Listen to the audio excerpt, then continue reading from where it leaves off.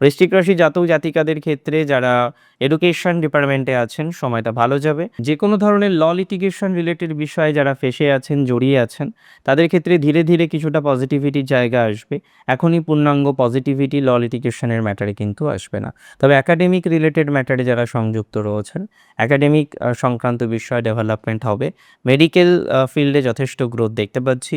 যে কোনো রিলেশনশিপ যেখানে আপনি বুঝতে পারছেন আপনার সম্পর্ক আছে, নামেই সম্পর্ক, কাজে কিছু নয়। মানে ওই নামটাই রয়েছে একটা রিলেশনশিপ চলছে, প্রেম চলছে।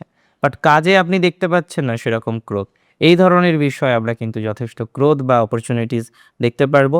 এতটুকু সিওরিটি আমি আপনাকে প্রোভাইড করছি। দিন শেষে এটা কিন্তু কনফার্ম বলা যেতেই পারে, রাশি যদি আপনার বৃশ্চিক হয়ে থাকে অনেকটাই গ্রোথ আপনারা পাবেন। এবং ফাইন্যান্সিয়াল সেক্টরে যারা কাজ করেন, অনেকেই আছেন ব্যাংকে রয়েছেন, ফাইন্যান্সিয়াল বিভিন্ন সেক্টরগুলিতে তারা কিন্তু স্বনামের সাথে কাজ করছেন। আমি মনে করি তাদের ক্ষেত্রে ডেভেলপমেন্টের জায়গা অনেকটাই বৃদ্ধিপ্রাপ্ত হবে।